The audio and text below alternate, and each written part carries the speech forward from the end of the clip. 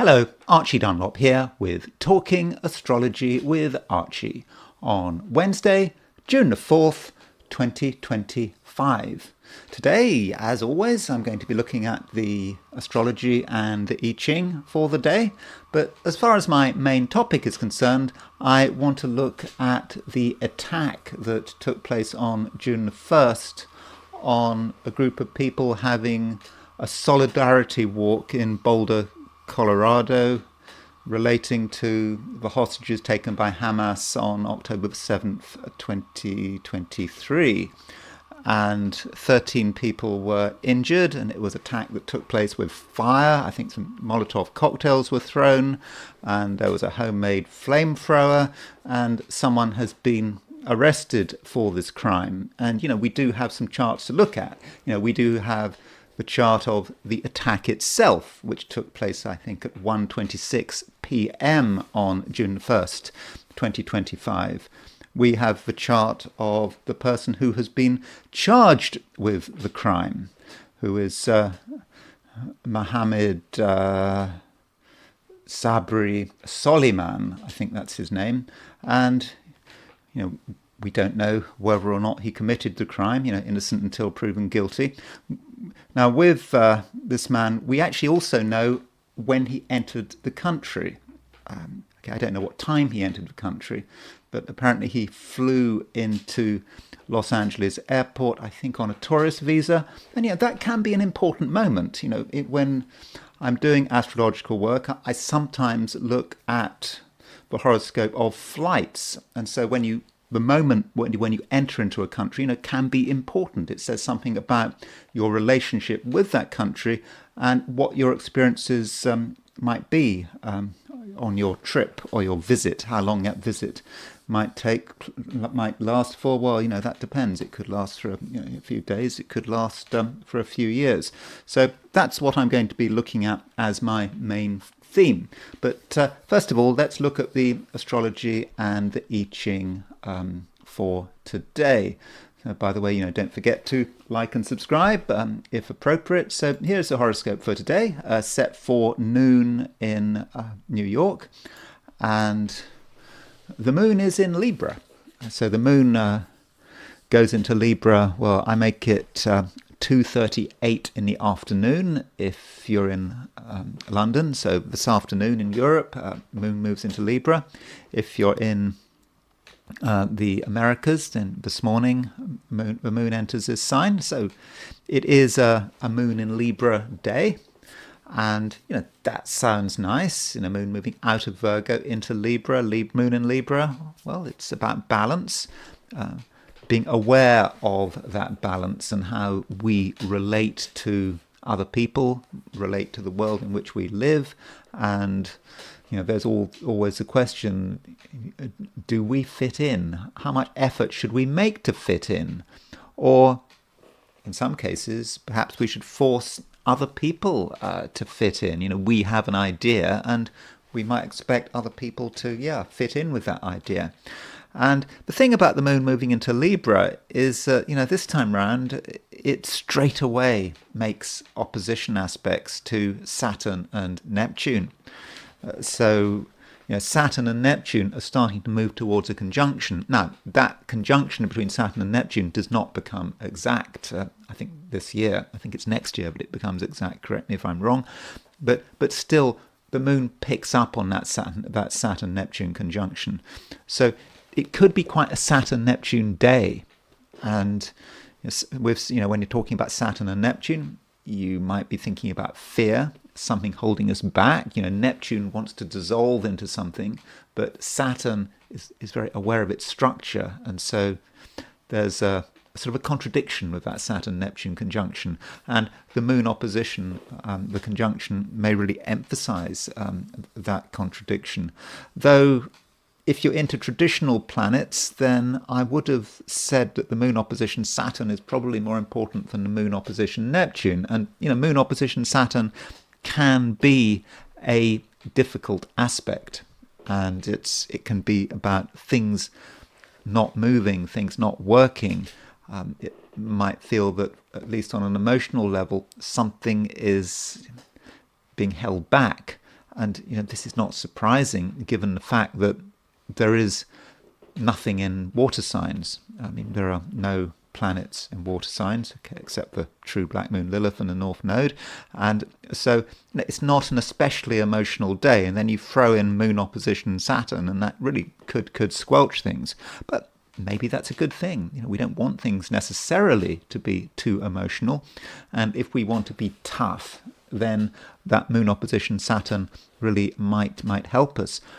But additionally, before the moon moves into Libra, it does make a square to Jupiter. And so moon making a square to Jupiter, opposition to Saturn, in a fairly brief period of time. So both those aspects happen today. And that is a reminder that Jupiter and Saturn are moving towards a square. And I think that square is, beginning of next week. And that is a major event, this Jupiter-Saturn square. I mean, I will be talking about it in detail later on, probably in my video for Monday of next week. But, Jupiter-Saturn square is about the economic cycle. It's about the business cycle.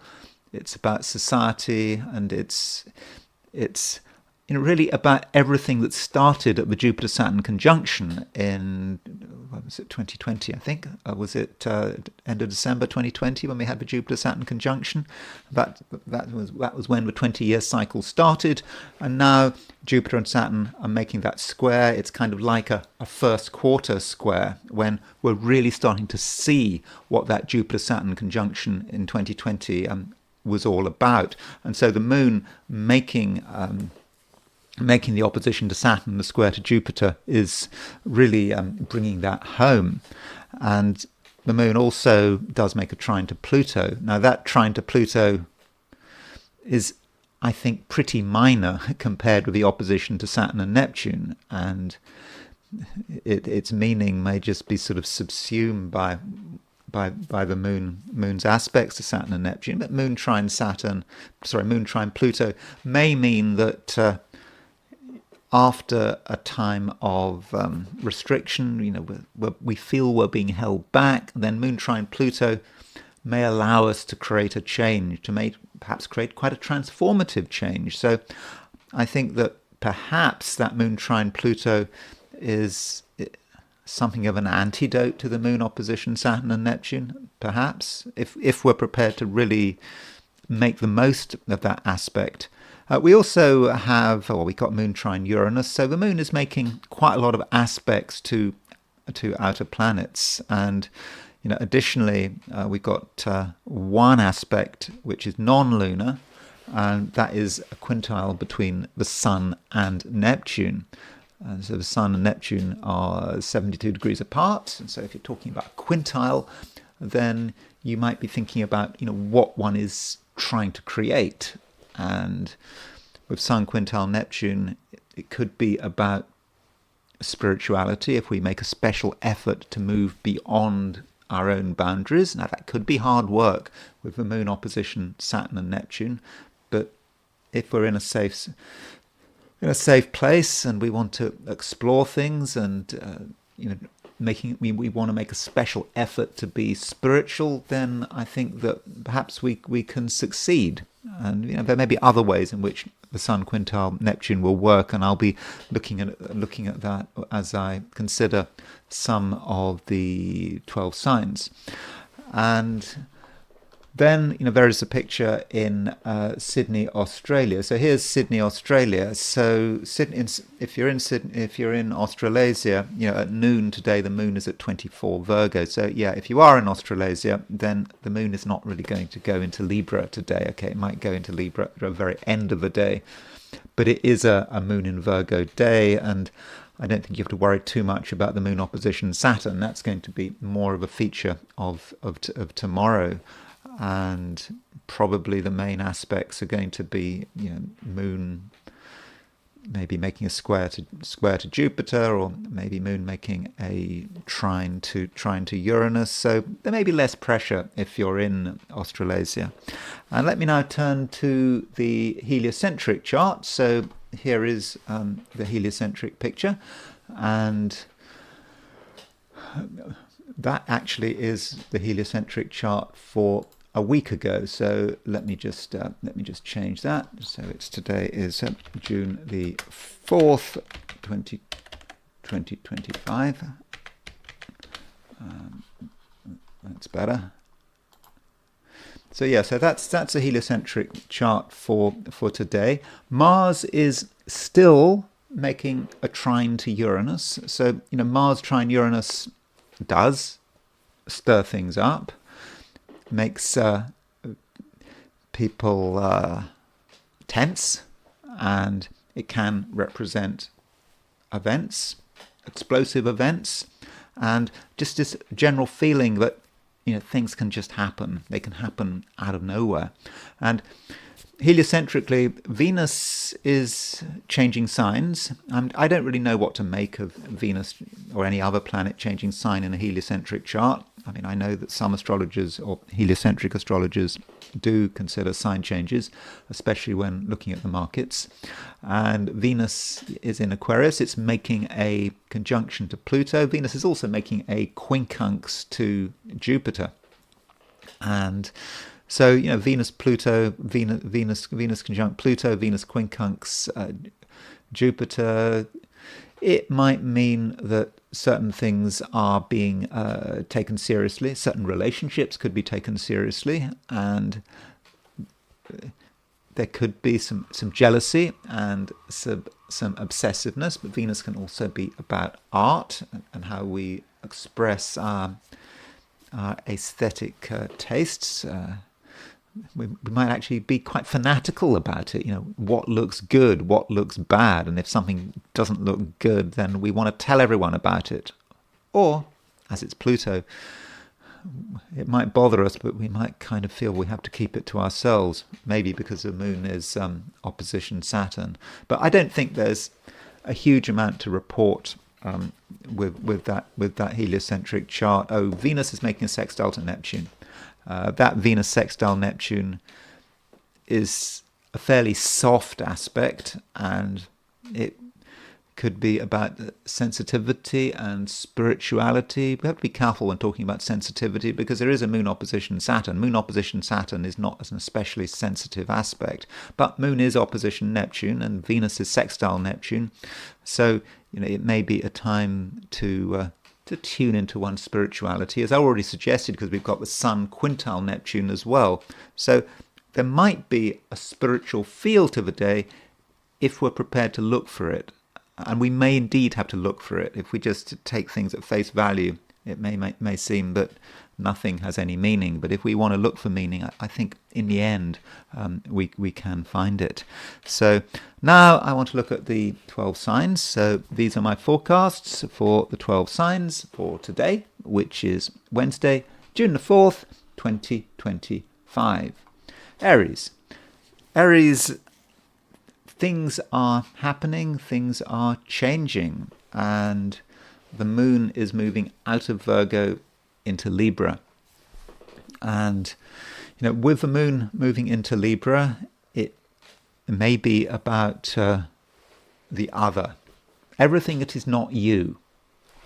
And that might mean other people, but it just might mean the world, things that you don't have direct control over. And that means that you do need to pay attention. And I think that is something you can do. The moon has just come out of Virgo, and Virgo and Libra are two signs which are really opposite Aries. I mean, I know that Libra is directly opposite Aries, but in a way Virgo is fairly opposite your sign. And so it has been a time where last few days where you have had to consider other things.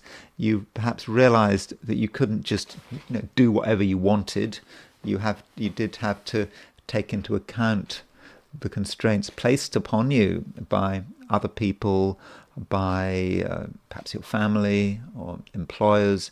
You just having to do stuff that you didn't always want to do, but you just nonetheless had to just get on with it. And Now that the moon is moving into Libra, it does make an opposition to Saturn, and Neptune. And so, Saturn and Neptune have recently gone into your sign, and that has created a change, and it's just the beginning of this change. And so with Saturn moving into Aries, you could be taking yourself more seriously. You're sort of aware of your boundaries. Saturn is a planet of boundaries, and in certain cases it could be making you more defensive. I don't think that Aries on its own is an especially defensive sign. It's not one of those signs that is known for hiding under a rock. It's not like a Cancer or a Scorpio. It's not that kind of sign. But yeah, if Aries feels it's under attack, then it can give as good as it gets. And so, with Saturn in Aries, that has changed the way you present yourself. Okay, so far it might have been quite subtle. Saturn has just gone into Aries, but with this moon now making that opposition to Saturn, then you are reminded that Saturn is now in your sign, and that might say something about how you respond to other people. And your response to other people could potentially be quite harsh, and you might not know you're being harsh. You just might think it's normal, but it might not be normal. So don't think that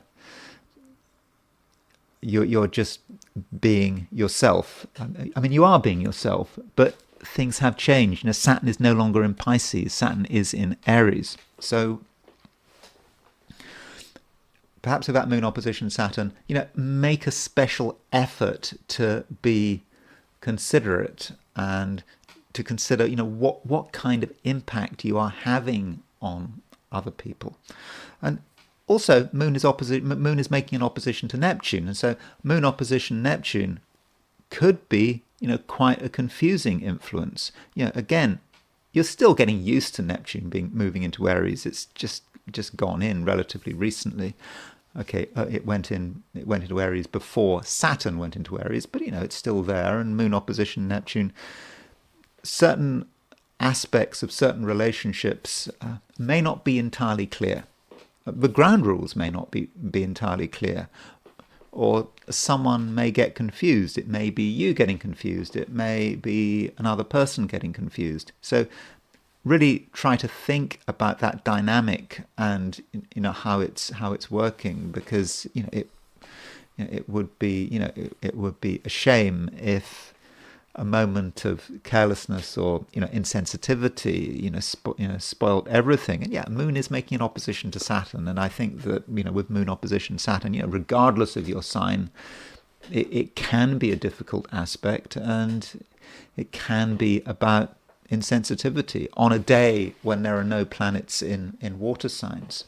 So that might sound a bit negative, but there are other things going on, perhaps on a sort of a longer term level. Mercury, for example, is starting to make a sextile to Mars. It's not there yet, but I really do think that you can benefit from that sextile between Mercury and Mars. Mercury and Mars is that sextile allows you to communicate, and you can speak with great power, and you can be very convincing, and you can actually be quite clever in what you say.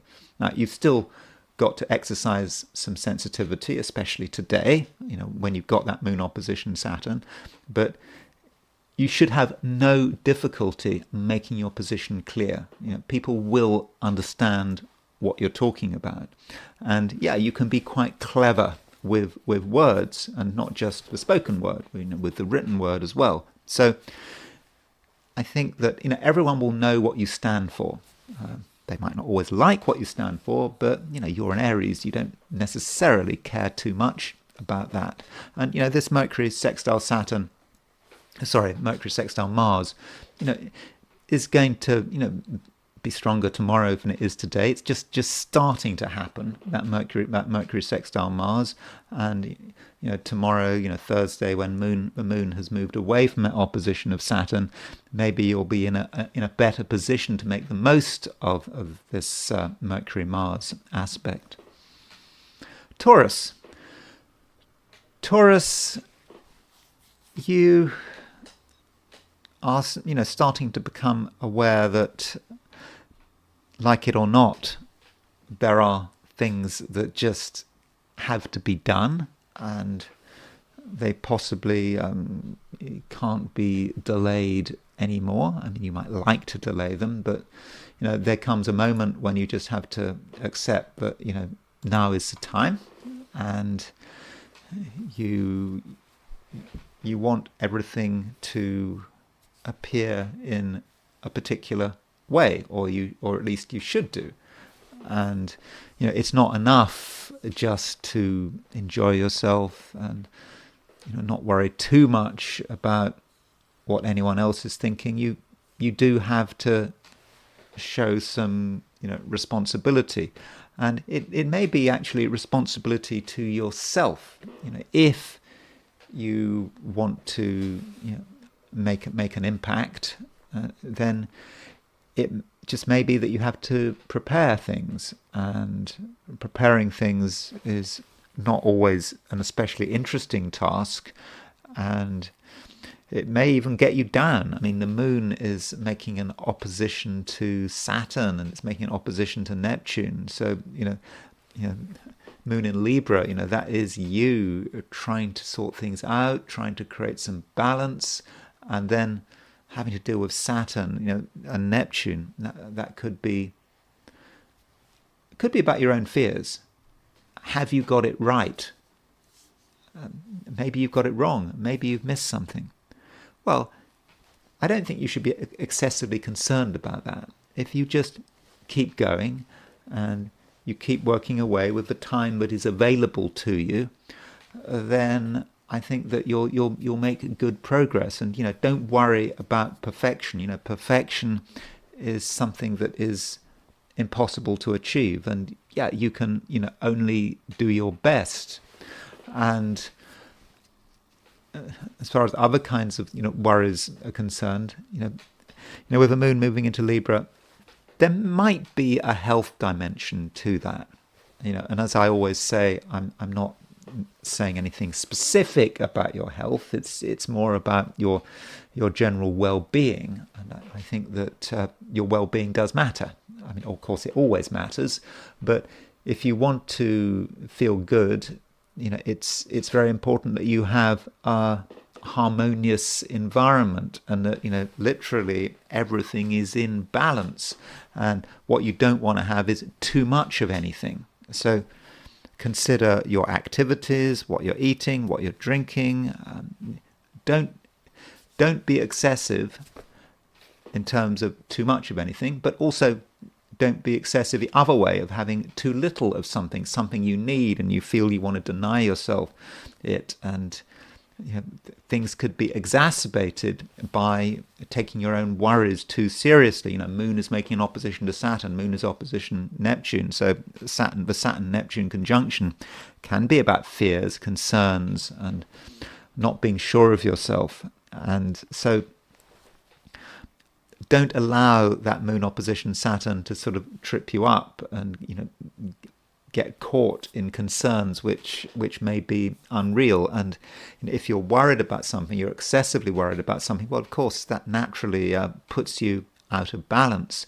And don't forget that this is a time when Venus, your ruler, is really, really coming to the end of Aries. I mean, when does it go into Taurus? I think Venus goes into Taurus I think Venus goes into Taurus on Friday, actually. I make it that Venus goes into Taurus. Well, in fact, if you're in the Americas, if you're in California, for example, Venus will actually go into Taurus late tomorrow.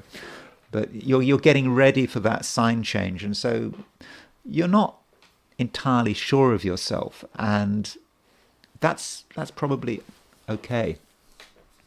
Now, Venus is still, though, making a trine to Mars. That trine to Mars is getting very wide, but it's still there, and so there are still lines of communication between you and someone else. Now, if you're in close contact with this person, everything is fine, but it might be that there's someone who you might be moving away from, but there's still something that needs to be said. So if something needs to be said, well, perhaps you should say it before Venus moves out of Aries and into Taurus.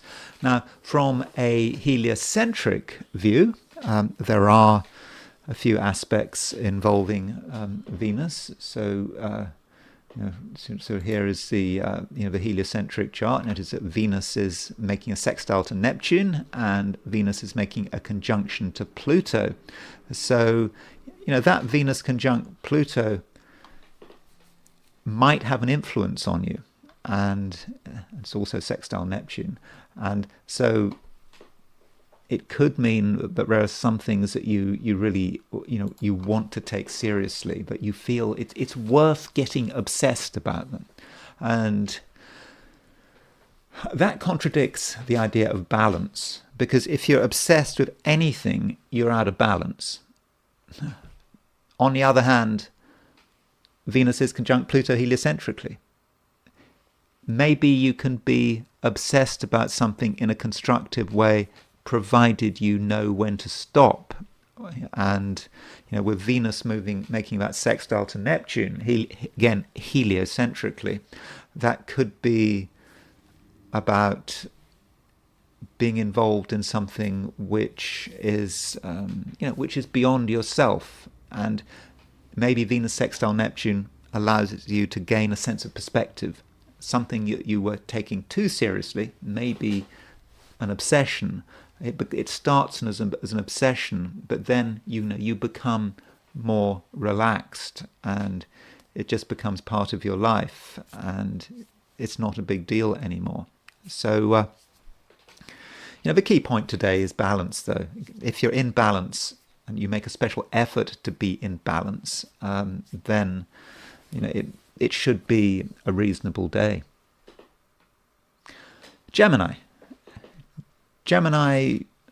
Moon is moving out of Virgo, and it's moving into Libra, and as far as I'm concerned, that is a good thing, even though when Moon moves into Libra, it does straight away make an opposition to Saturn. And the thing about the thing about the Moon moving into Libra is that it allows you to be sort of more open-minded. Recently, last couple of days of Moon moving through Virgo, being conjunct the South Node. You might have had your own view and your own attitude, and it might not have been always especially helpful, and you perhaps didn't want to take risks, or you were stuck on something. And now with the Moon in Libra, things are becoming more open, and you're starting to see possibilities. But those possibilities might still require you to be fairly self-contained, at least today, because the Moon does make an opposition to Saturn. And that this Moon-Saturn opposition, it's a difficult aspect. It's difficult for everyone, not just you. And that Moon opposition Saturn may highlight the difference between yourself and everyone else. And when you look at everyone else, with Saturn now in Aries, then you may feel some obligation that you have to somehow give people what they want. I mean, that's not something that Gemini really wants to do, but some of your friends or associates, they might be demanding, and you might feel that you're expected to behave in a particular way, and that's not a a good place for Geminis to be, especially when the moon is moving into Libra. What matters is that you do things, your way, and you do something that is a genuine reflection of who you are. And it's important to be positive about who you are, not to apologize for it.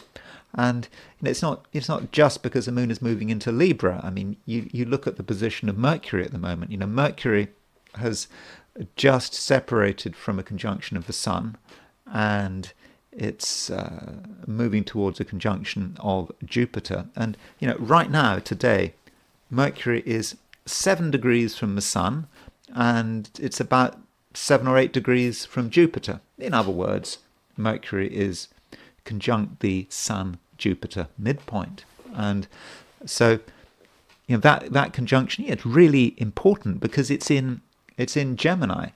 And so arguably that is the most important event of the day, that conjunction.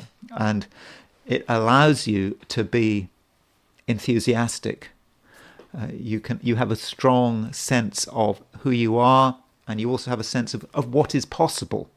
And now that the moon is moving into Libra, you for sure, you're aware of what is holding you back, and I think it's that moon opposition Saturn, perhaps trying too hard to be popular, trying too hard not to rock the boat, asking yourself, what does society want? Well, you shouldn't be too bothered about that, because it is a time, Gemini, when you really can be thinking about yourself and what you can present and what you can contribute. If you are just giving people what they want, that's not a contribution. That's not a real contribution. You're just being a cardboard cutout. You're just being a projection of someone else's ideas, and that's something that no Gemini ever wants to do. And one other thing is that Mercury is starting to make a conjunction to Jupiter. Now, this conjunction to Jupiter it's still 7 degrees apart, and it doesn't take. It's not exact. When is Mercury exactly conjunct Jupiter? Mercury is exactly conjunct Jupiter. Well, this is interesting. It takes place, at the weekend, and I think it takes place actually in the last degree of Gemini. Right at the end of Gemini, and I think this Mercury-Jupiter conjunction could be really fortunate for you. It could be fortunate in a general sense, just about being lucky, even though takes place in the last degree. I know astrologers and commenters on his channel are often say that the last degree is not especially fortunate. It's the anaretic degree, but still, it's Mercury conjunct Jupiter in Gemini. And so in a general sense, I think it's fortunate. And in a specific sense, it may say something about relationships, and it's this ability to get on with another person, and somehow you and someone else, you just have a natural and obvious connection. But I will be talking more about this over the next week. And also another point about Mercury conjunct Jupiter, Jupiter has been in your sign for over a year. You could say that Mercury-Jupiter conjunction coming up at the end of the week is the culmination of Jupiter moving through Gemini. Just before Jupiter leaves a sign, it makes that conjunction gets that conjunction from Mercury, and so this may be an opportunity to really bring things together. All the things that you've been trying to work on over the last year. Somehow, can you bring them together? Is that possible? So I think that's something you should be thinking about, over the next few days. Cancer. Cancer, we have the moon moving through Libra, making an opposition to Saturn and Neptune. And those aspects, well, particularly opposition Saturn and Neptune, could well have an impact on you. So, with the moon moving into Libra, that says something about what makes you feel comfortable. What would you like to be doing? And with moon moving through Libra, you may feel that it's best if you do things your way, on your own perhaps, or with people you trust, your family, in familiar settings. That's how moon moving through Libra, often works. Of course, the moon does move into Libra, every month, so it's not an unusual event, but it does say something about your overall attitude, and it also says something about the pressures upon you, because the moon is making an opposition to Saturn and Neptune.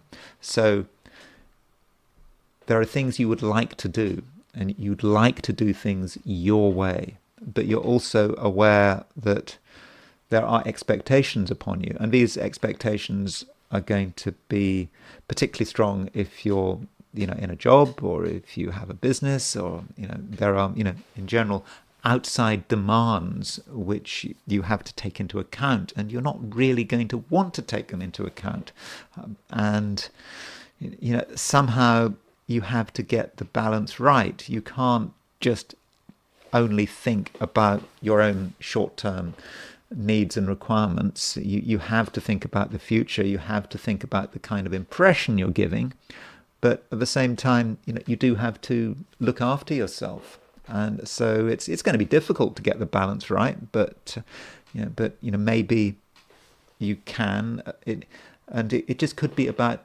acknowledgement, just acknowledging that you understand that there is a demand, and making sure that someone else realizes that you're listening to them, but without going out of your way to make someone happy. I don't think that's what you should do.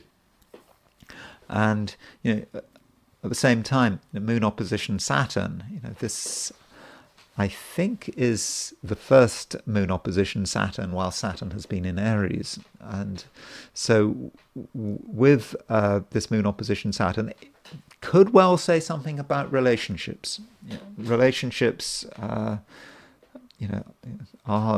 connected with moon and Saturn in the Cancerian chart. And so if you've got moon opposition Saturn, that might indicate that there is a difference of opinion, and you have your own views. Cancerians are always very clear about what they believe in.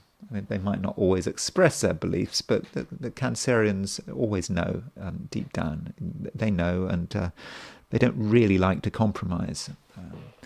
And then moon opposition Saturn, there is definitely, I think, the potential for a difference of opinion. Now, when I say relationships, I'm not necessarily talking about personal relationships, romantic relationships. This moon opposition Saturn, is across the 4th and the 10th houses. The 4th house in astrology, covered by Libra, relates to the home. 10th house, Aries, in the Cancer chart, relates to work, or can relate to work and responsibility and career. So it may be that some working relationship puts particular pressure on you, or Saturn might represent an authority figure, someone you have to listen to, someone above you in the hierarchy, and you have to pay attention to them. You don't want to, and you're not convinced they're right. You have your doubts about whether they know what they're doing, but still you have to go through the motions of listening to them, and that doesn't mean to say you have to change anything substantial. So it's maybe about the differences between outer appearances and inner reality. You can indeed just go through the motions, but also moon opposition Saturn, it can be useful to know about the differences that you and other people have. People don't think the same way, and it may be a time where differences really come out into the open. Someone you thought you understood, you thought you trusted, and then they do something that is really surprising, even shocking, and at least you know, and it's always good to know. And the moon, having made an opposition to Saturn and an opposition to Neptune, it does make a trine to Pluto, and with that moon trine Pluto, it could be quite a regenerative aspect, and it allows you actually to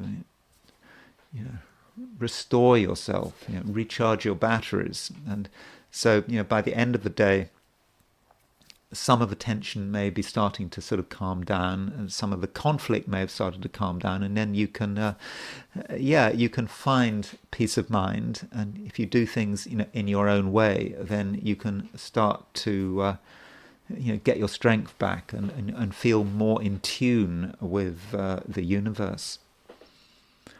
Leo,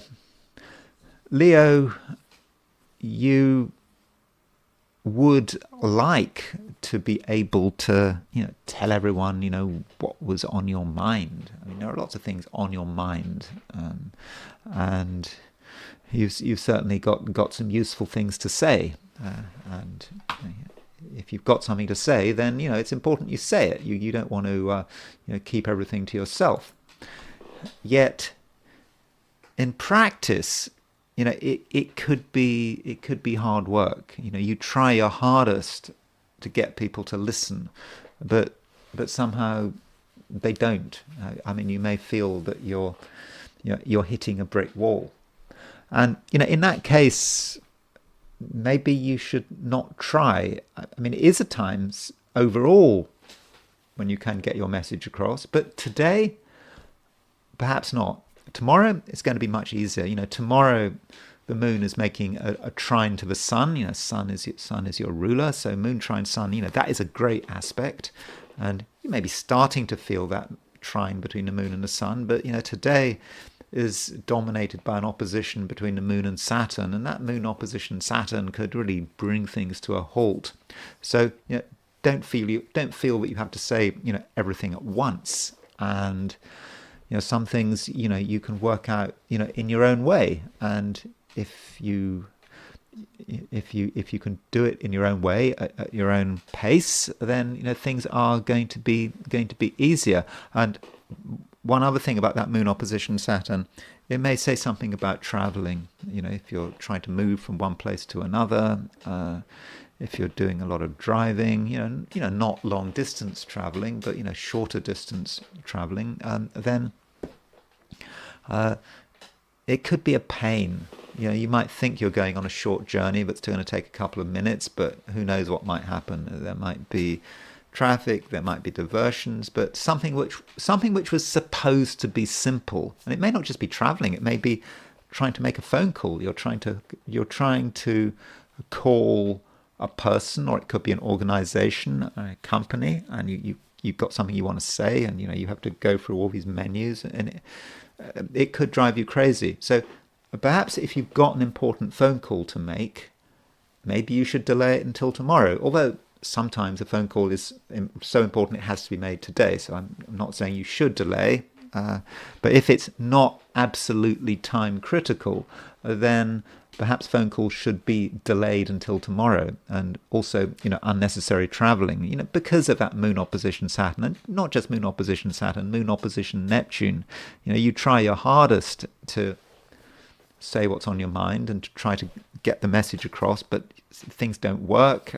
Maybe the phone will, you spend 2 hours on the phone to someone, and then the phone just hangs up. That often happens, doesn't it? And then you have to start all over again. So maybe that's a good argument for waiting until tomorrow. But I am not suggesting, by the way, that today is going to be a problem. I think today actually could be quite good, provided you don't try too hard to reach out to people and organizations. If you do things in your own way, then I think that you're going to have a feeling about what is possible, a strong feeling, like yesterday. I think the sun is still quite close to the midpoint of Jupiter and Uranus. Remember, I was saying that Jupiter and Uranus were in semi-sextile, and the Sun was right in the middle of that semi-sextile. Well, that's still there. It's still the case. The Sun is still sort of making a 15-degree aspect to Uranus and a 15-degree aspect to Jupiter. So, this is still a time when you can express your freedom, and it's important you do it in your own way. You don't need anyone's help, and you doing things that you enjoy, and provided you don't have to do a lot of traveling or spend a lot of time on the phone, provided you just have a chance to just do it without any opposition or restrictions. And from a spiritual perspective, Leo, there is a quintile between the Sun and Neptune. And sometimes when you've got a Sun-Neptune aspect, you think, oh, that could be difficult. The Neptune might trip the Sun up. Neptune might confuse the Sun. But remember, of course, the Sun is ruler of Leo. But with a quintile, no, I don't think that's what it's about. I think that is about you making a conscious effort to be able to tune into something beyond yourself. Now, that might sound like a contradiction. How do you make a conscious effort to do something that is of a spiritual or numinous level? I mean, how is that possible? Well, normally it's impossible. You don't get magical effects if you're looking for them. But in this case, with this Sun quintile Neptune, maybe you can. If you try your hardest to look at things in a different way, in a sort of a more cosmic way, and you try to bring spirituality into your life, then somehow you may succeed. And that could be, through meditation or prayer, or just reading something inspiring, whether it's a Bible or the Bhagavad Gita or whatever, or the Quran, whatever book you want to read, or whatever text you want to read, and you read it without any preconditions. You don't expect anything to happen, but somehow the words can come together, and everything happens, and you feel part of something larger than yourself. But you can get that in other ways. You can just have a walk in the woods, a walk amongst nature, and that might give you a sense that there is something larger than yourself. Virgo,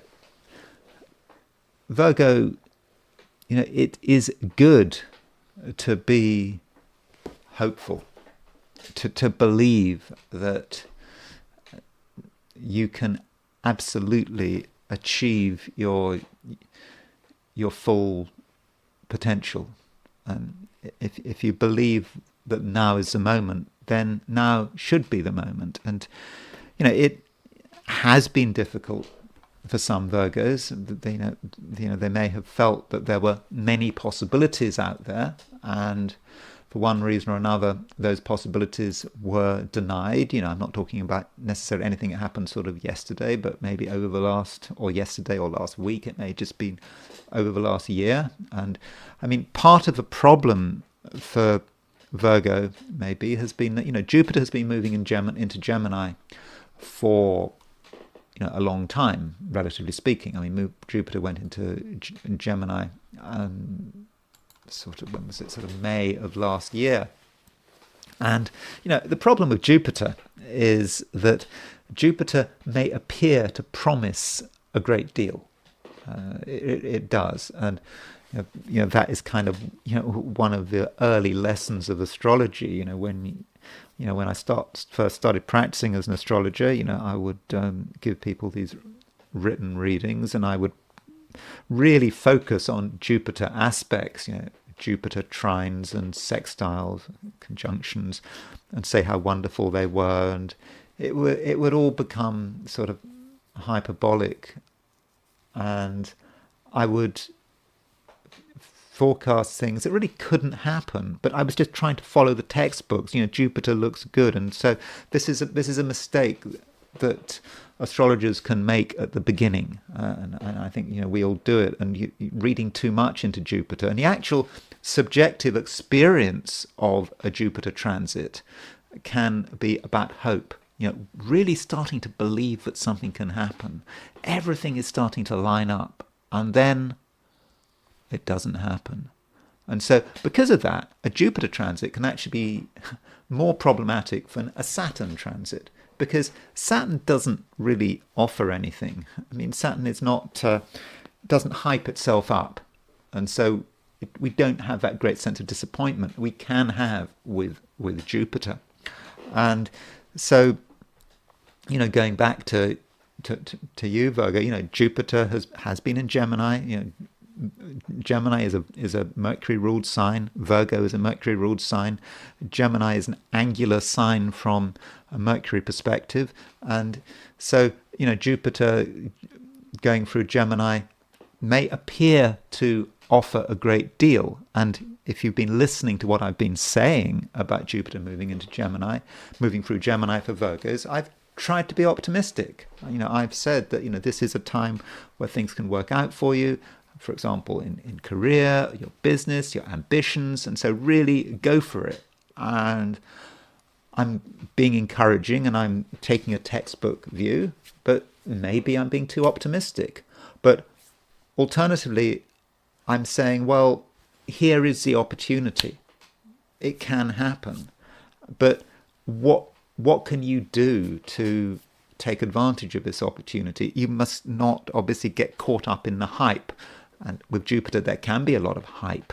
And I maintain what I say, that Jupiter moving for Gemini, through Gemini for you, can be a time, all things being equal, where you can be successful and things can work for you. But perhaps you have to try really hard to make the most of it all. And today we've got Mercury on the Sun-Jupiter midpoint. I mean, Mercury is actually halfway between making a conjunction to the Sun and making a conjunction to the Jupiter. So yeah, Mercury is conjunct the Sun, 7-degree orb. It's also conjunct Jupiter, 7 or 8 degree orb.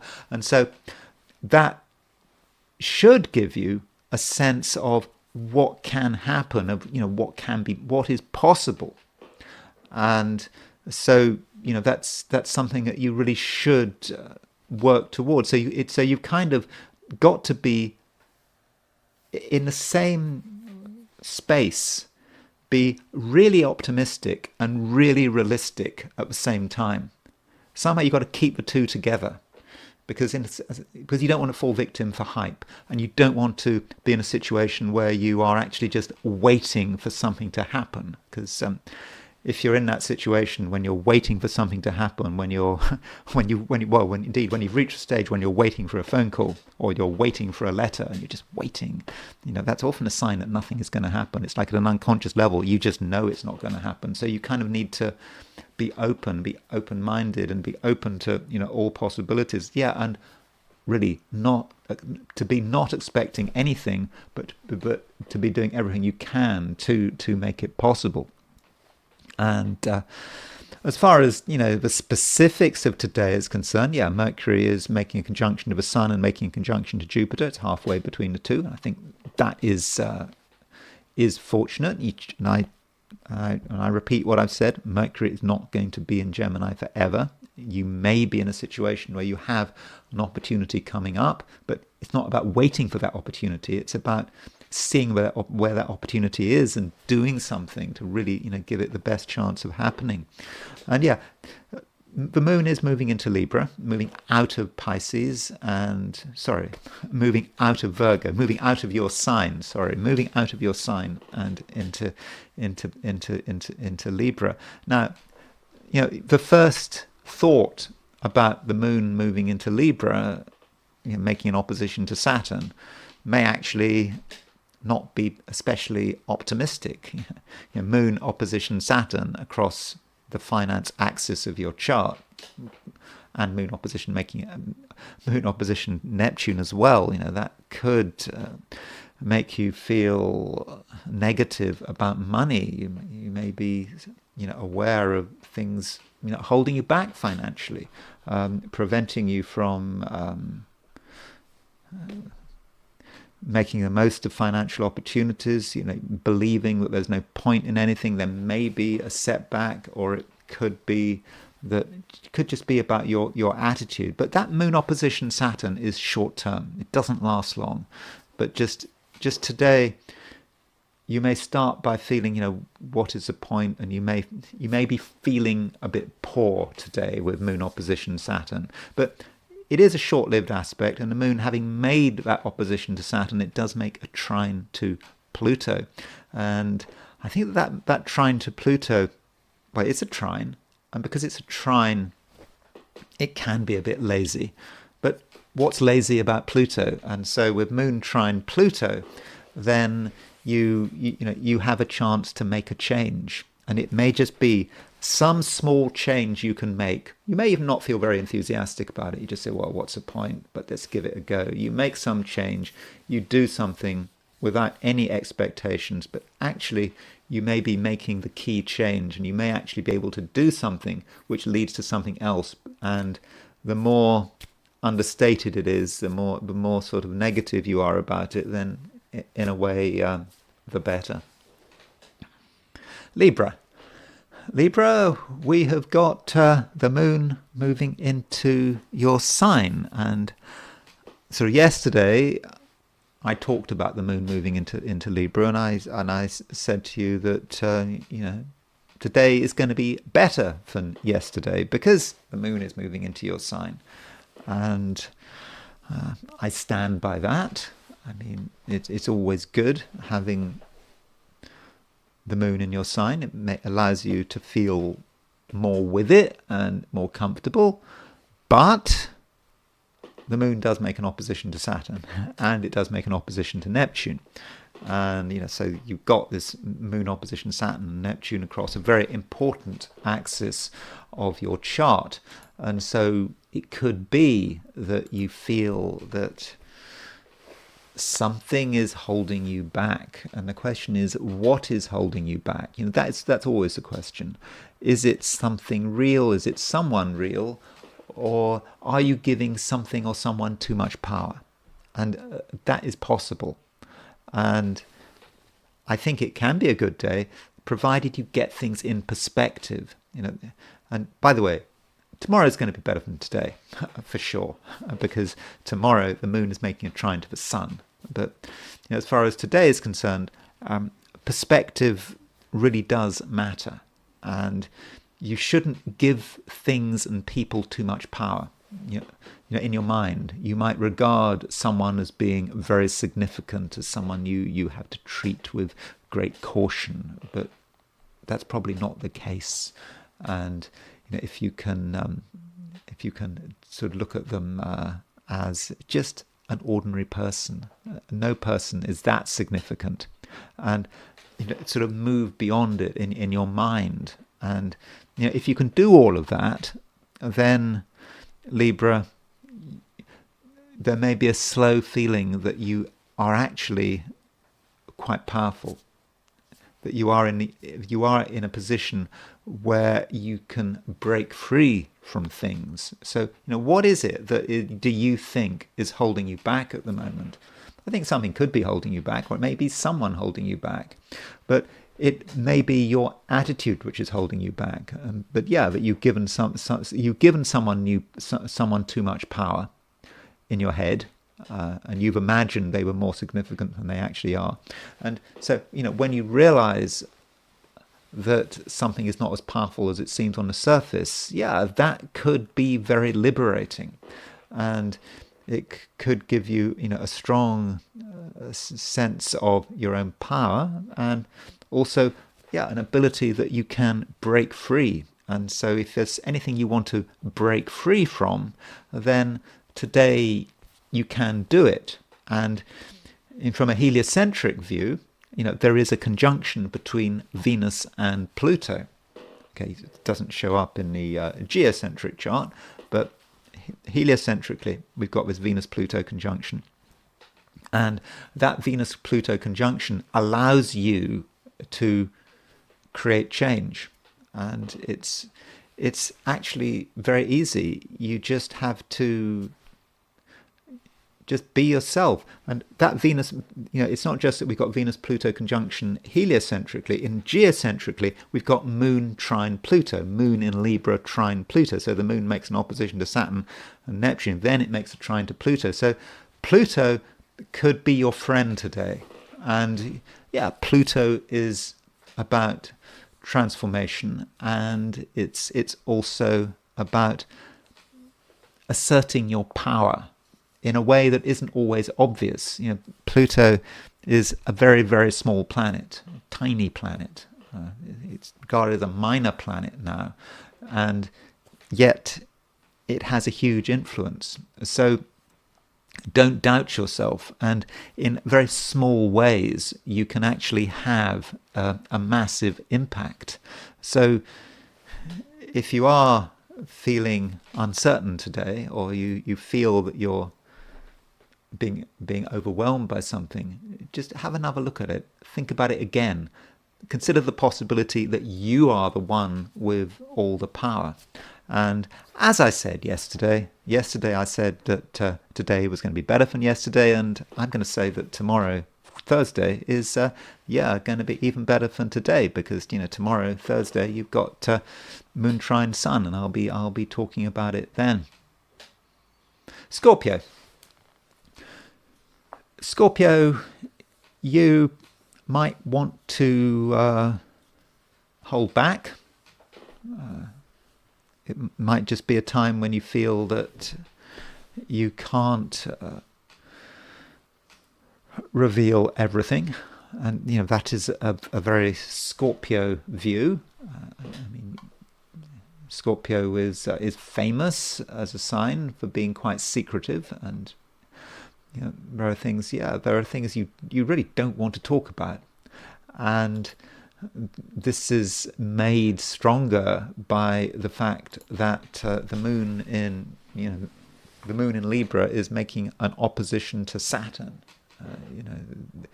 You are definitely feeling that if you were to say what was on your mind, it wouldn't be good. That there could be a negative result, and if that's the way you feel, then I would trust your feelings. That's always important with Scorpio. If you feel that now is not the right time, then just don't do it. And you at the same time, Scorpio, you may feel protective of whatever structure you've been trying to create. You've been trying to do things in your own way, and it's a situation that only you understand. And if you bring other people in, if you try to explain what you're doing, at best they won't understand. At worst, they could start to intervene and start to mess things up for you. And so it might be the case, Scorpio, that you just don't have to engage, that you can just do things in your own way. Though, Scorpio, don't entirely underestimate yourself. I think that there is a possibility that you're able to actually quite tune into your power and your authority. You may not feel like that, but if you want to set yourself up as an authority figure, the kind of person that people listen to, and they respect and they trust, then I think you can. And you can actually be quite a harsh authority figure. There's a lot of harshness today. It's not just about you. There's no planets in water signs. You've got Moon opposition Saturn. Yeah, it is harsh. And what makes today harsh? Well, it could actually be people like you that make today harsh. And there is a place for harshness, and there is a place for making judgments. And that actually might be down to you. And if you want to bring people down to earth and explain to them, what is true and what is not true, then Scorpio, that is something you can do. So that might mean that today you're not especially popular, but that life is not a popularity contest. And so, if you want to lay down the law, if you want to explain to people that life isn't a joke, then you can. They might not like what you say, but you will make an impact. So, if need be, Scorpio, you can be tough, and you shouldn't forget also that Mercury is starting to make a sextile to Mars. So, over the next day or two, Mercury is going to be making the exact sextile, and so Mars is of course your ruler. It's in a high-profile sign. It's in Leo, and so with Mercury sextile Mars, you can really explain yourself in very precise language. Mercury in Gemini. Mercury rules Gemini in very precise, clear language. I mean, I know that Mercury in Gemini is not often known to be precise, but in this circumstances for you in the Scorpio chart, I think that Mercury sextile Mars is about the effective use of language, and that does link with your overall feeling of seriousness, and so that can be something you can do. But your first inclination might be to do nothing and to just hold back, as I said at the beginning of this piece on Scorpio. But if you want to intervene, if you want to demonstrate your authority, you certainly can. Sagittarius, you try hard. I mean, you try hard, with other people. I think that you try to be. You'll try to be friendly, and you'll try to get on with everyone. That very often is the Sagittarian approach. And forgetting the past and not worrying about bad things that happened in the past. You think about the present, and you try to be optimistic, and you do your best. But still, it might be hard work. I mean, the moon is making an opposition to Saturn, and the moon opposition Saturn, it can be a difficult aspect. So, you try your hardest, but even then, it might not fully work out, and something is holding you back. So what might actually be holding you back? It might not actually be the people you're having to deal with, the people you're trying to relate to. It might be yourself, because you can feel a contradiction between who you are and the world out there, especially friends, other people, the group. You want to be friends of everyone, but if you're friends of everyone, you're compromising something. And this is about Saturn moving through Aries.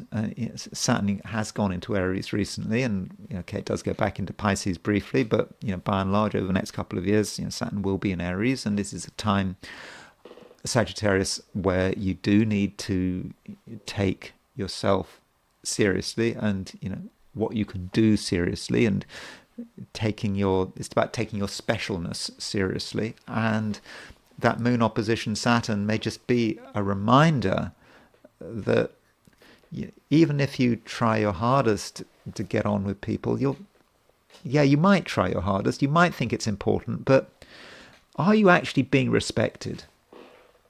And it just might occur to you that you're not being respected as much as you should be.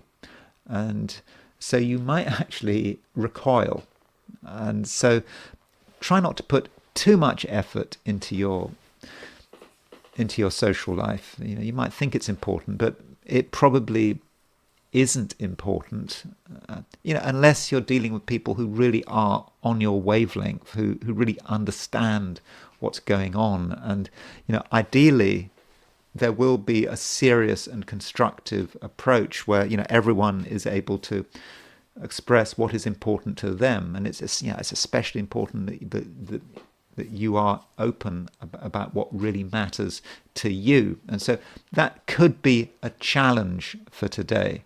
Now, the moon does move away from the opposition of Saturn, and it does in the end make a trine to Pluto. So that moment of feeling stuck, that you're somehow being compromised by everyone, is not going to last forever. And with that moon trine Pluto, there may be a moment where you can really express what is important to you in quite a serious way. And there could be something, quite compelling about it, and even attractive about it. And you therefore shouldn't necessarily have particular expectations about other people, and you shouldn't assume that people are always going to behave in a particular way. And in relationships, there could be a surprising event. Someone might come up with the goods. Someone might surprise you to the upside, and therefore you've got to give them a chance. Maybe you'll get respect and the attention of someone. You weren't expecting it, but it happens, and you start to see someone in a new light. So don't entirely abandon other people and your social life, but you do have to be cautious, and you do have to remember that you're the one that matters, and that your own creativity is not just special. It may actually be sacred, and it really needs to be respected, and you need to respect it yourself if you want other people to respect it as well. Capricorn, you can feel the moon moving into Libra, and the moon moving into Libra, it does happen once a month. It's not exactly an unusual event, but when the moon moves into Libra, this time it's making an opposition to Saturn. In other words, it's making an opposition to your ruler, and so one dimension of moon opposition Saturn might be you feeling that there's just something you just don't want to do. You have to do it. You kind of know it's important, but still you don't want to do it. And so the question is, how do you relate to that? And you have to ask yourself whether it's important. I mean, it may be important, in which case you've got to do it. But some things, some pressures can probably be ignored, and so be wary if you're working or you're in any kind of hierarchy where there's a possibility of someone telling you what to do. You're not really going to take kindly to being ordered around, but sometimes you just have to sort of accept this situation. And also what do you do in a situation where you're dealing with someone who you have contempt for, you have complete disrespect for them, and how can you really function in that situation? And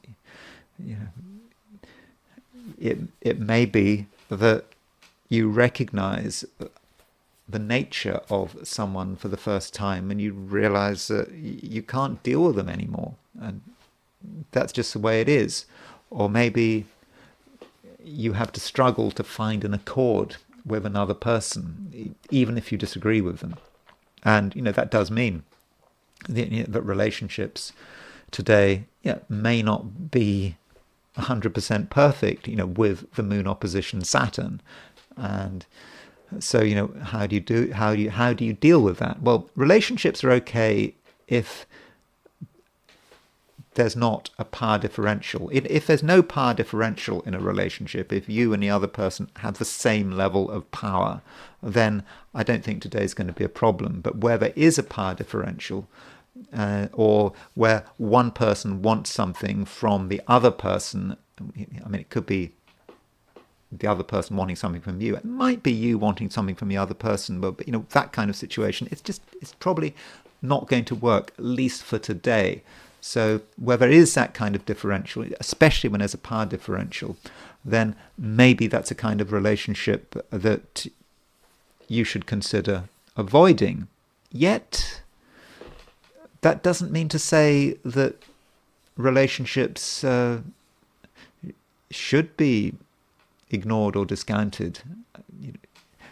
If you take things very lightly, and if you're dealing with new people, if you want to make the acquaintance of people, then actually today you can be very effective. Your ability to just talk about nothing in particular, and to be able to discover people's interests, to find out new things about them. So in fact, it may be that the kind of people that you'll work best with are people who you don't know very well, where there's certainly nothing hierarchical about the relationship, and where you're just being yourself. You might be surprisingly good at small talk.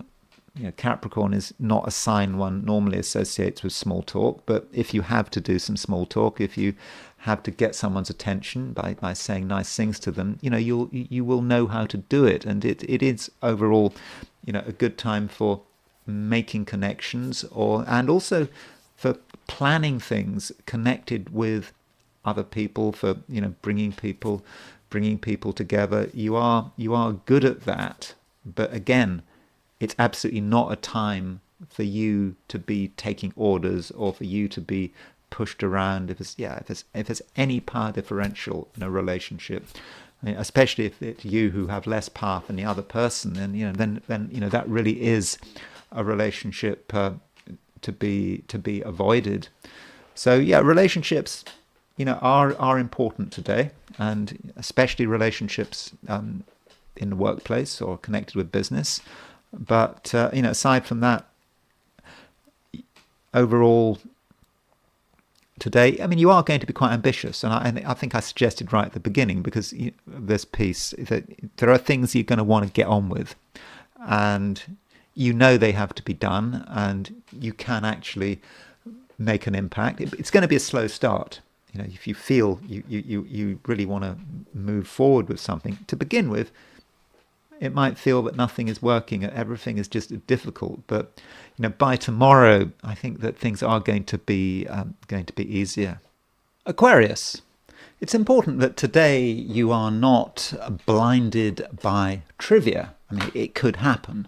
You find it difficult to work out what is important and what is merely trivial, and there could be just a lot of trivial things that you have to worry about, or you feel you have to worry about, and you spend a lot of time trying to deal with them, and you don't get anywhere, and the important things slip you by, pass you by. And so try to get your priorities right, and it's especially your intellectual priorities.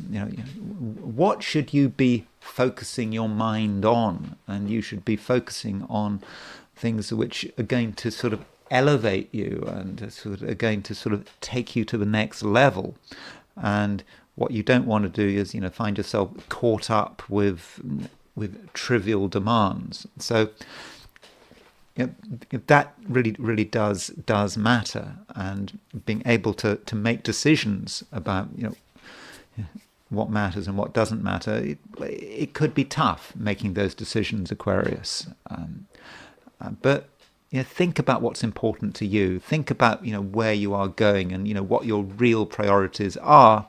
And don't try too hard to listen to other people. Other people have their ideas, they have their priorities. They don't really necessarily care too much about you and what's important to you. So, if you can be independent-minded and think for yourself, which shouldn't be a problem, you're an Aquarius, then I think that you're going to be fine. And also, as far as aspects are concerned, okay, the moon does make an opposition to Saturn, and that moon opposition Saturn, that could be the aspect which holds you back, allows you to get caught in a sort of a web of trivia. But once the moon moves away from that opposition to Saturn, it makes a trine to Pluto, and maybe you should be thinking about that trine to Pluto. That moon trine Pluto is going to allow you to change things, and maybe you should allow yourself to be changed. It could be about your ideas about things. You may think that you've sorted something out, and you've got all the answers, and it's all straightforward now, and you're set in your beliefs. But beliefs are there to be changed, even for an Aquarian. Aquarius is a fixed sign. They like to be fixed in terms of what they believe in, but even beliefs can be changed. But it could be that you have to think about what other people believe in. Some people are very set in their ways, and with Moon trine Pluto, you perhaps have an opportunity to challenge what another person believes in, and that might be connected with the fact that we've got not just Moon opposition Saturn, but the Moon sort of bringing together Saturn and Pluto. Moon opposition Saturn makes a trine to Pluto, and then somewhere along the line a set of beliefs changes. Yeah, it could be your beliefs. It also could be someone else's, and all the while you're thinking about what is important to you, and what is merely trivial. Because the one thing you don't want to happen is for you to be blinded by trivia, and that's possibly the main thing going on today. And though don't discount what other people are doing. I mean, other people matter. You might find that certain people are trying their very hardest to create an impression, and at first it might be difficult to understand what kind of impression they're trying to make. And as soon as you realize that people are trying hard to make an impression, then everything starts to make sense, because maybe some people are not being 100% genuine. They're perhaps trying too hard to be something that they're not, but you need to be tolerant of that. And maybe in terms of relationships, it's about seeing through other people's masks. But if you want to play that game,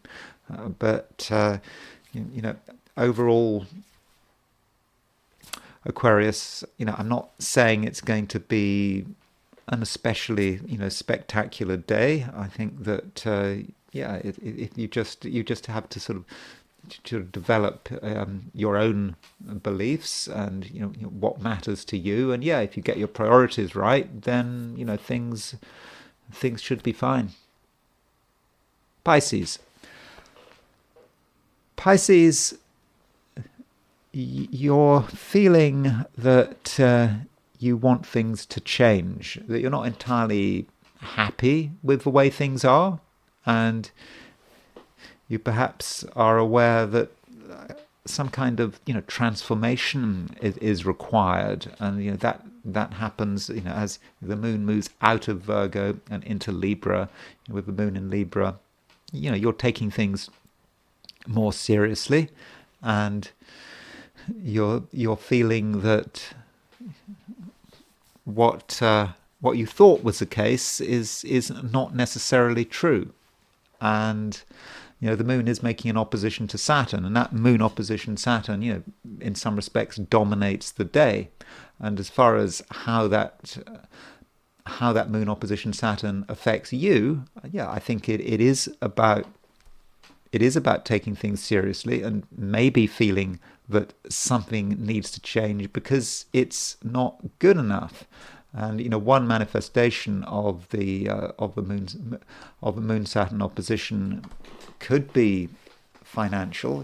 The Saturn has recently gone into Aries, and Saturn does briefly go back into Pisces, in the autumn, I think, but in the end it will be in Aries for a couple of years. And so with Saturn in Aries, that can have a financial dimension. And this moon Saturn opposition, it is the first time that the moon in Libra has made an opposition to Saturn in Aries for nearly best part of 30 years, the last time it happened, this aspect. And so it could feel financially important.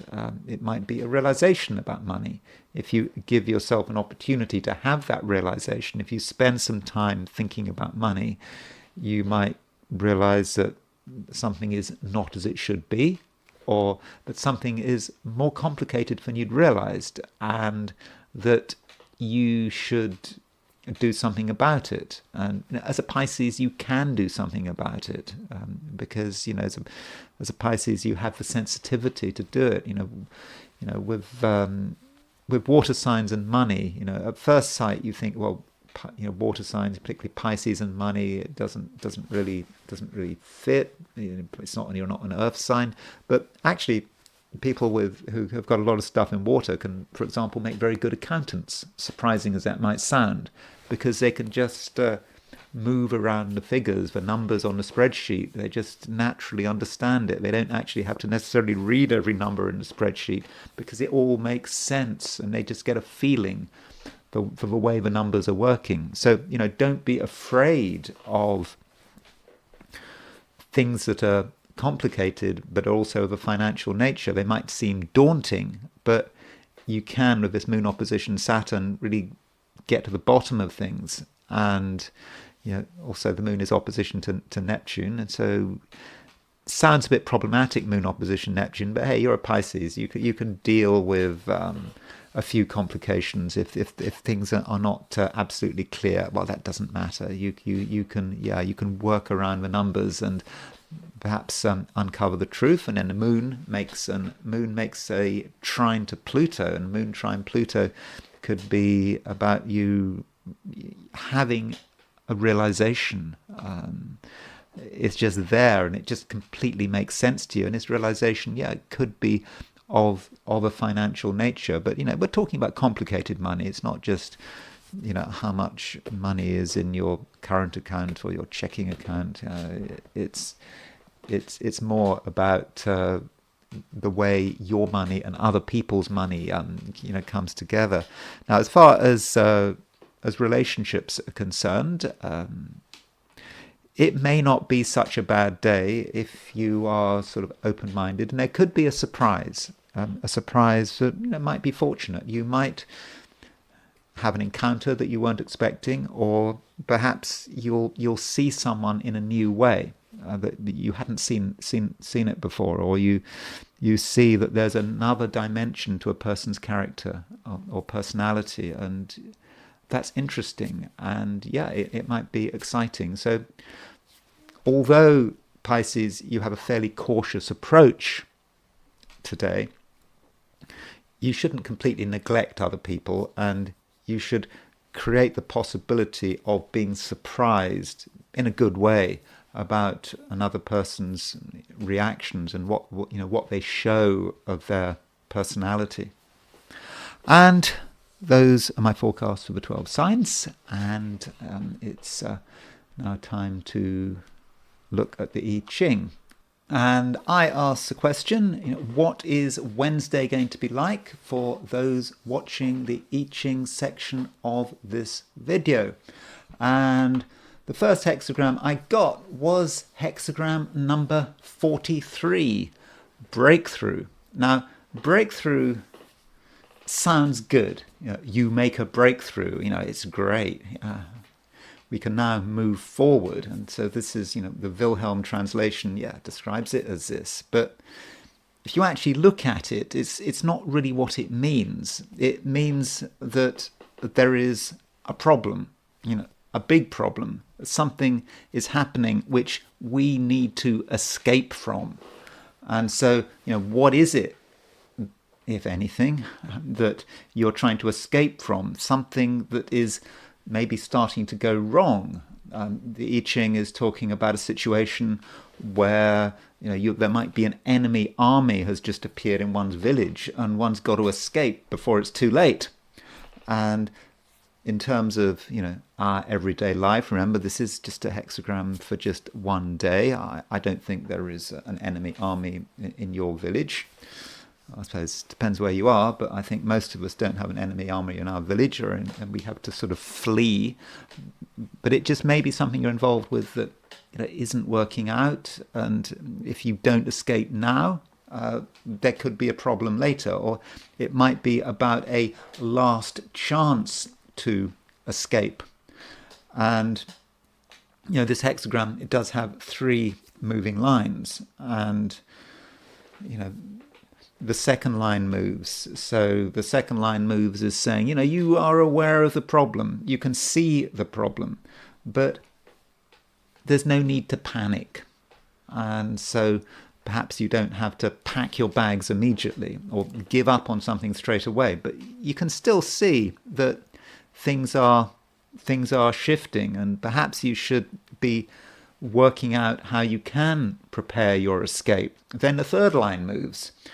And the third line it's kind of more difficult.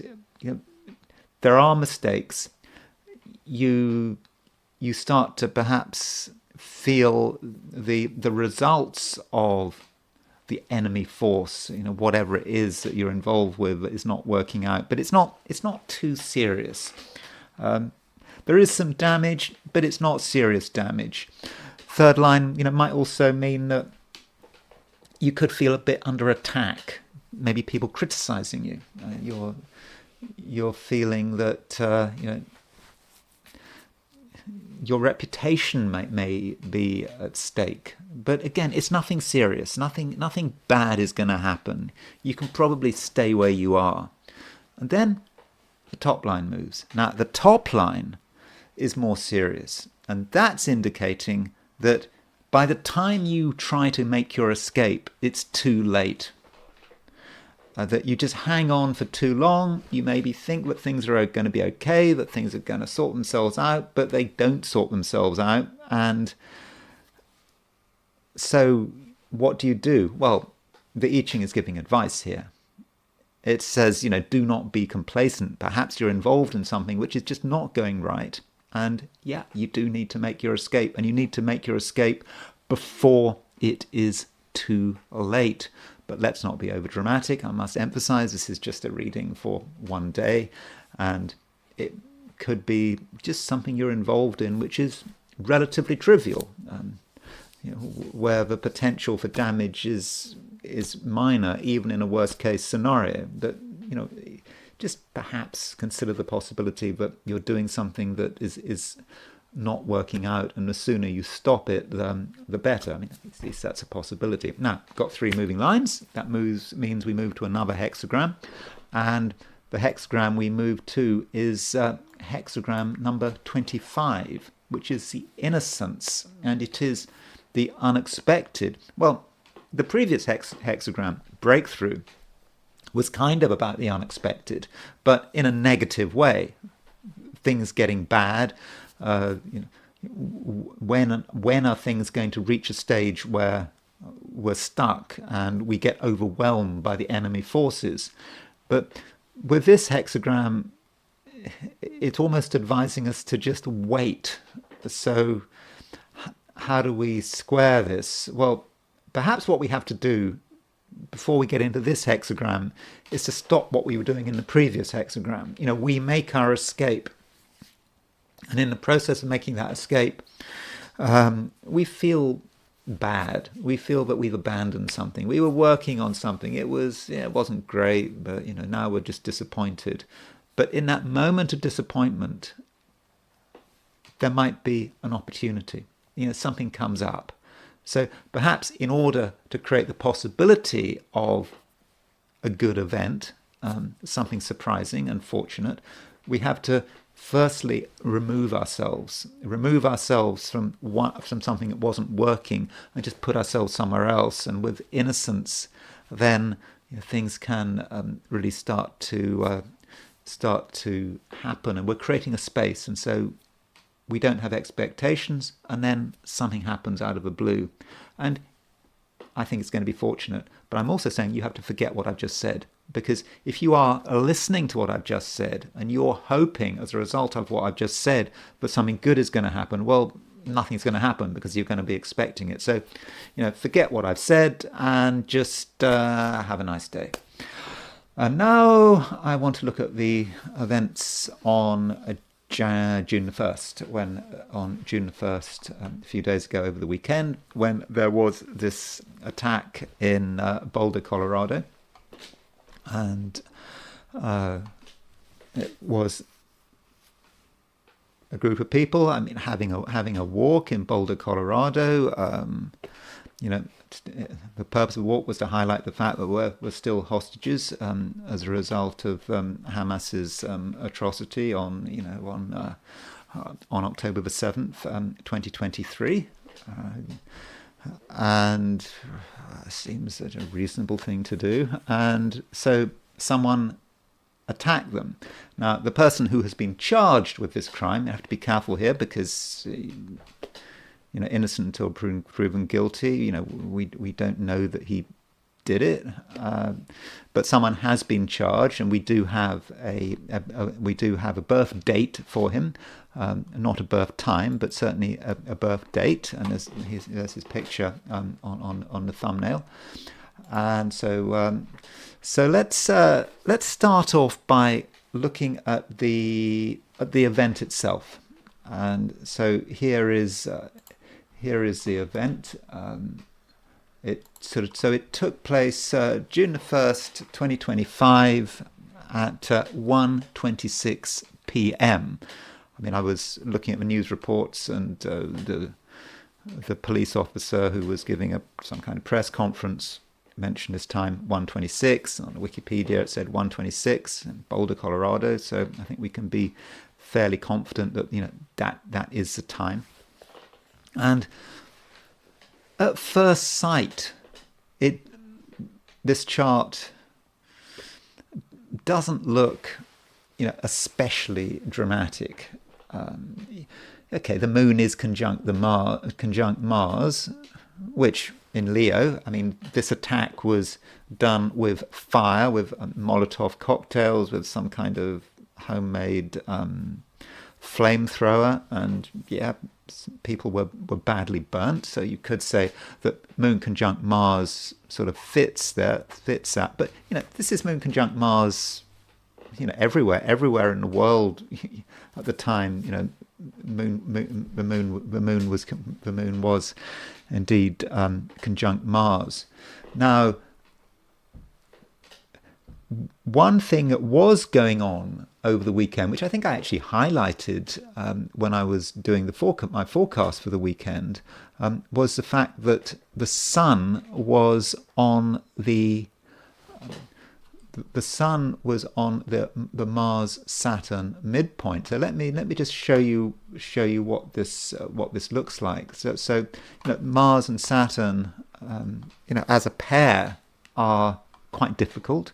Now, they can just be about breakdown. I was talking about the fact that I was in a car that broke down over the weekend, and at the time of a breakdown, the sun was on the Mars-Saturn midpoint. And that's just breakdown. Mars-Saturn, things don't work. But Mars-Saturn can be about a more destructive event. And so looking at this chart on a 90-degree dial, so here is a 90-degree dial for this event, and if we put the sun on, if we look at the solar midpoints, you can see that the sun is indeed on the Mars-Saturn midpoint, and it's quite closely on the Mars-Saturn midpoint, and it's on the Mars-Neptune midpoint. So Mars was coming together with Saturn and Neptune. So the sun on the Mars-Saturn midpoint, sun on the Mars-Neptune midpoint, and this represents a bad and destructive event. Okay, no one has died, at least to my knowledge, no one has died. I think someone is in a critical condition, but sort of that fits. And also look at Venus. Venus additionally was, Venus and Sun and Venus were making a semi-square. So Venus was on the Mars-Saturn midpoint, I think. Let's move the dial round to put Venus on there.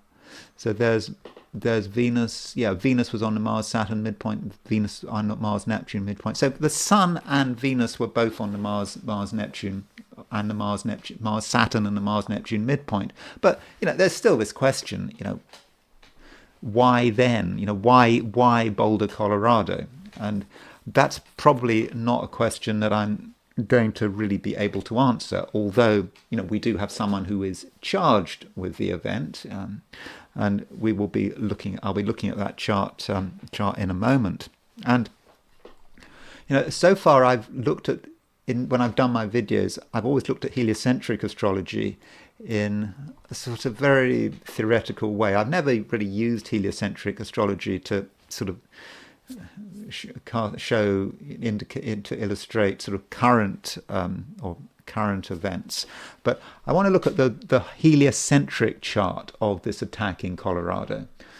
So remember, this is just putting the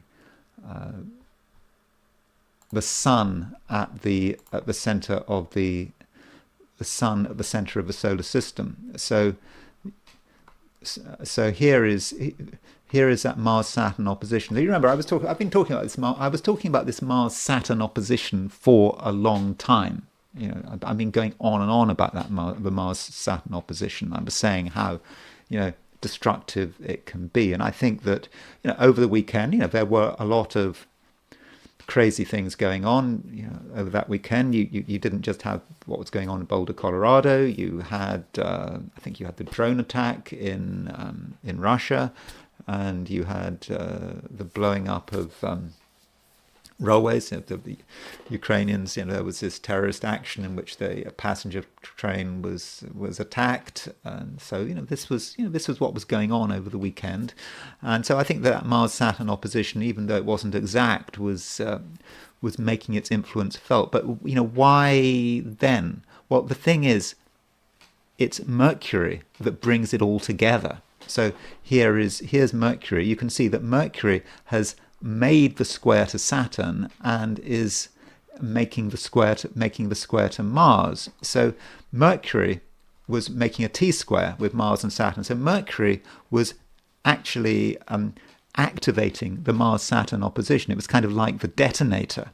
And Mercury was indeed exactly on the heliocentric Mars-Saturn opposition, Mars-Saturn midpoint at the time of the attack, of the Boulder attack. In fact, the orb was very, very close. It was actually 1 arc minute, so that was really precise.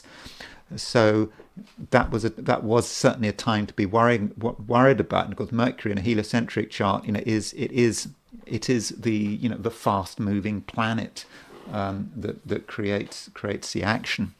Now, someone has been charged, and here is his horoscope, Mohamed Sabry Soliman, and I absolutely must emphasize that he's been charged, but it doesn't mean to say that he committed the crime. And so here is his chart. Regardless of what happened, something big has happened in his life. He's been arrested. He's been charged with a very serious crime, and a federal charge. If any of his victims were to die, I assume he'd be facing the death penalty. And so he was born on December the 15th, 1979 in Egypt. I do not know what time he was born in Egypt, and I don't know where he was born. So I've just gone for Cairo. Now, because I don't know the time of birth, I could put anywhere in Egypt because I'm not looking at the ascendant. So here is the chart, and he's a Sagittarius, and he has a lot of planets in Virgo, and he has Mars conjunct true black moon Lilith, and that's quite a nasty aspect. If you've got Mars conjunct true black moon Lilith, you might be inclined to do things which really have a strong emotional basis. Mars Mars conjunct black moon Lilith could be violent actions which are based on your own sort of unconscious. True black moon Lilith is about the night. And additionally, he's got Mars conjunct Jupiter in Virgo. And that Mars-Jupiter is potentially really a very difficult aspect. And, Mars-Jupiter conjunction is about having a lot of energy, but what do you actually do with it? It can be about having excess energy. And then you throw in the fact that it's conjunct true black moon Lilith, and that really, really could be a problem. And although I don't have a time of birth for him, the moon is, he does have a moon in Scorpio, probably. So at noon in Cairo, again, I don't know for sure whether he was born in Cairo, the moon was at 5 degrees 7 Scorpio. So yeah, at the beginning, if he'd been born right at the beginning of the day, his moon would have been in late Libra. But I think the balance of probability would suggest that he has got the moon in Scorpio. And so when you've got the moon in Scorpio, and that you combine that with that Venus, with his Venus Mars, with his Mars black moon Lilith Jupiter conjunction, there could potentially be something quite unpleasant about that. It could be about frustration and really keeping things to himself. That's how Moon in Scorpio can be. And then Moon in Scorpio could, at some stage, explode. And one thing, his Venus-Mars Black Moon Lilith conjunction is trine Chiron. And I'm not really a big fan of trines of Chiron. I like to use hard aspects, but it is a close trine. It's not just, I'm using an orb of pretty much 0 for this. So it's a very close trine. And so, Chiron, okay, you could talk about the psychological aspects of Chiron, the wound, someone getting, very upset about what has happened in the past, or it could be someone wanting to stand out and do something that is different. And it is the challenge. Well, it's not a challenge. It's a trine. It's not a square. And someone who is able to be different, who is able to not entirely fit in, and just feels that they have to assert themselves and do something which gets attention. So that might be how the Chiron trine works. I mean, you might have some other ideas about it. Now, as far as what was happening to him at the time, now, whatever happened, it's a big event for him. He's been charged with a very serious crime. Whether or not he did this crime, he's been charged.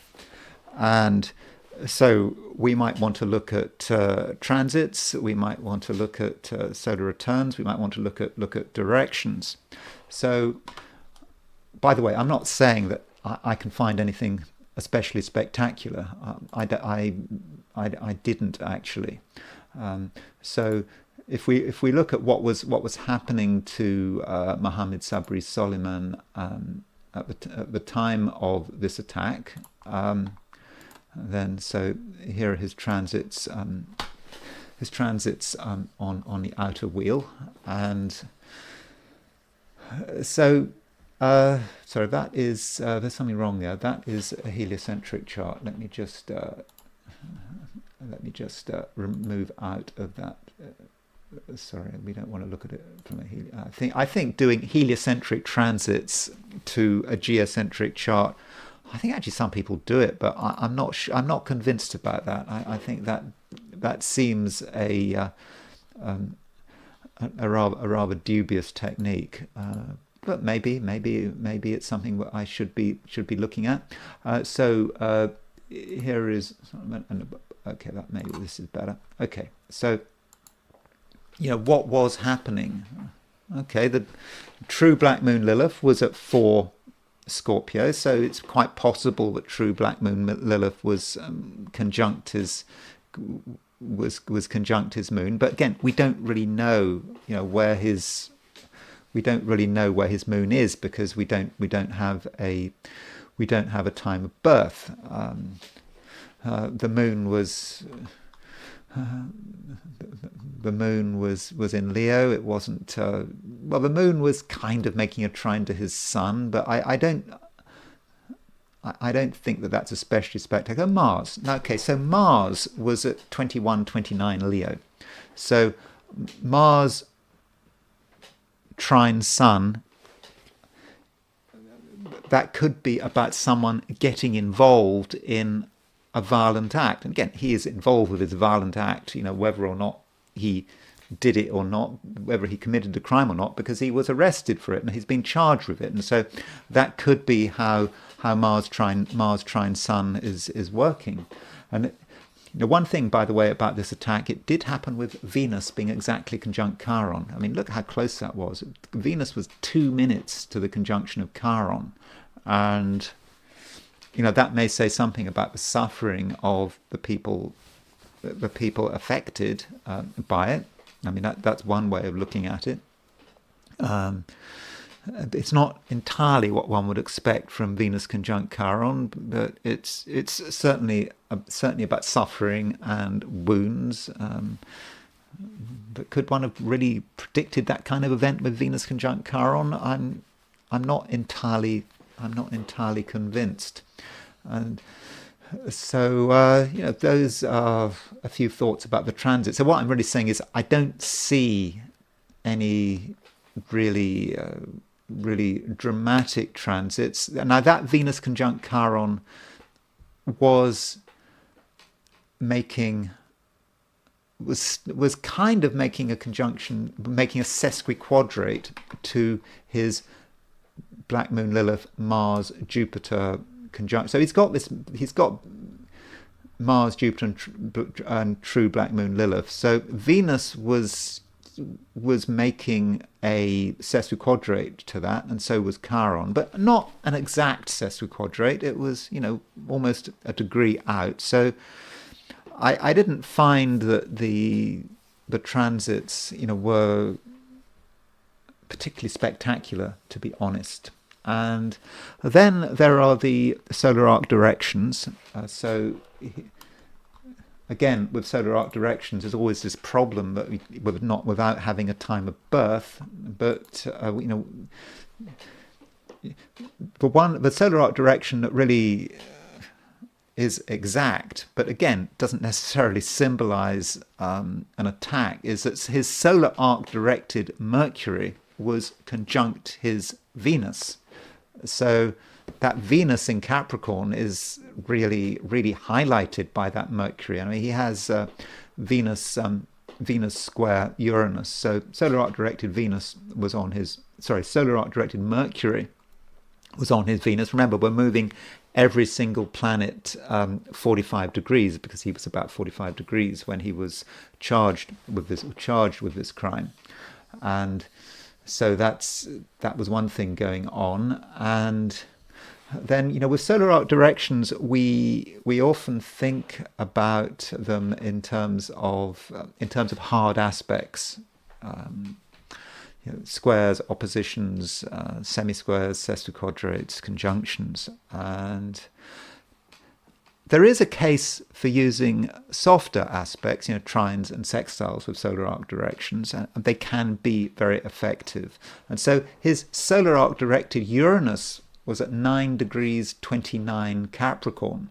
So his solar arc directed Uranus was trine his Mars Black Moon Lilith conjunction, and so that might be a solar arc directed aspect that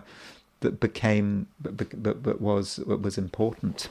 And then solar return. So his is his solar return for 2024. His solar return for 2024 is not too spectacular, but again, with a solar return, the problem is we don't have a time of birth, so we can't really look at angles.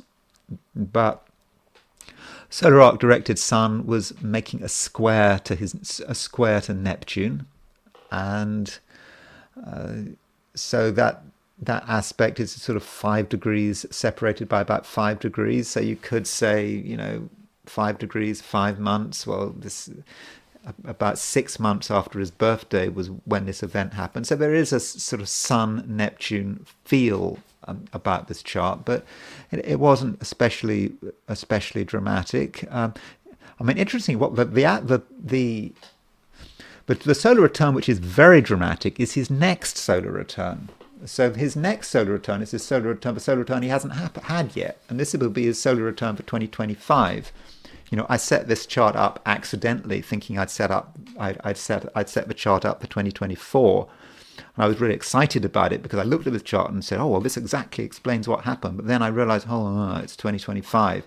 So this is saying something about 2026 and what his experiences are going to be like in 2026. And notice that he's got, this Mars is square Neptune, Sun is square Saturn. So there's a lot of Sun, Mars, Saturn, Neptune there. And assuming he goes to trial, this may say something about what 2026 is going to be like when he goes to trial. I assume 2026 is when he goes to trial and what he might be experiencing. One hopes, for example, that no one dies in hospital.